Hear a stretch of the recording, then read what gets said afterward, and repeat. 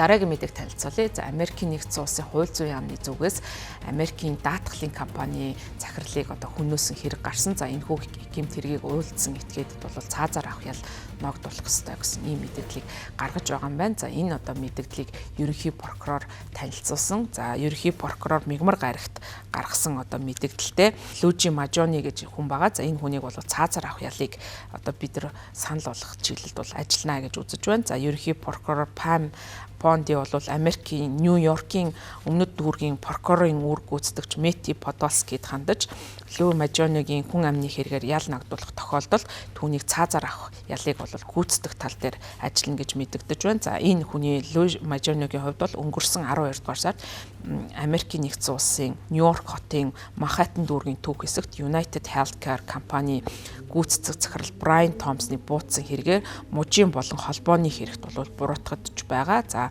тэрээр мужийн ногдуулсан ялыг бол бурууга хүлээхгүй байгаа. За Мажониг бол холбооны бас эрүүгийн хэрэгт бол буруутгаж байгаа ч гэсэн одоогийн байдлаар эдгээр хэрэгт нь яллагдагчаар татаагүй байгаа юм байна. За Мажонигийн өмгөөлөгч Карен Фридман уг шийдвэрийг бол хууль зүйн яамтай ярилцаж байгаа гэж мэдэгдэж байна. За Мигмар гарагт өмгөөлөгчийн мэдгдснээр хууль зүйн яам цаазаар авахыг ялыг шахаж байгаа нь энэ яамны үйл ажиллагаа доголдсон байдал байсан бол одоо бүр зэрлэг байдал руу шилжсэн гэдгийг бол харуулж байна гэж мэдэгдсэн байна. За харин Америкийн прокурорын газрын төлөөлөгч бол энэ асуудал тайлбар өгөхөөс татгалцсан байна. За сүүлийн үед Трампын цэцэг захиргаа Америкийн нэгдсэн улсыг хувьд бол нэлээд хатуу байр суурьтай, ялангуяа энэ ялын бодлого дээр нэлээд хатуу байр суурьтай байгаа. За ерөнхийлөгчийн тангар гөргснөөс бол цаазын ялтай холбоотой томоохон мэдээллүүдийг хийж байгаа. За ерөнхийлөгчийн зүгээс хууль зүйн яамд бол тушаал өгсөн. Ингэхдээ бол цаазын ялыг хэрэглэх одоо шаардлагатай бүх хүнд бол цаазаар авах гэмт хэрэгт нь бол ял оногдуулах ёстой гэж тушаалыг гаргасан байна.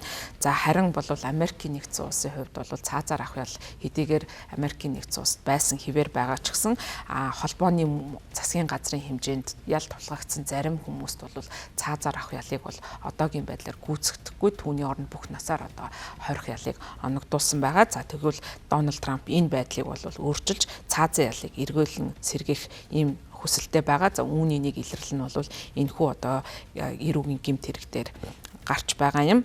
За Мажонигийн хувьд бол Нью-Йоркийн Бруклин дэх холбооны цагдан хорих газарт бол хоригдож байгаа. За албан хүний хүмүүс бол түүнийг Нью-Йорк мужийн шүүхэд эхлээд хэргийг авч үзнэ гэж үзэж байгаа. За түүнийг бол Манхэттны тангарагтны шүүгч 11 зүйл ангиар бол ялж байгаа. За үүн дотор бол нэг хүний амьд хүрсэн хэрэг, за мөн 2 дугаар зэргийн хүн амны хэрэг, за бусдад зэвсэг хэрэгэлсэн хуурамчаар бичиг баримт үйлдсэн хэрэгүүд бол багтаж байгаа. За мөн түүнийг мужийн хэмжээнд бол гэмт хэрэгтэй тогтоох юм бол өмнө нь солих боломжгүйгээр бүх насаар нь хорих ялыг оноох ийм байдалтай байгаа. За Америкийн нэгдсэн улсын ялын одоо бодлогын дагуу бол 1-р зэрэглэлийн хүн амны хэрэгт бол терроризмын үйлдэлийг дэмжих зорилгоор одоо гүйцэтгэх албан тушаалтны хөнөөсөн гэж үзэж байгаа. За энэ нь бол энгийн иргэд болон засгийн газрын нэгжийг айлган шүрдүүлэх, шахах зорилгоор хууль ёсны одоо хугацаанд тодорхойлогддог ийм ял юм байна. За 2-р зэрэглэлийн хүн амны одоо хэргийн нэг нь бол Мажониг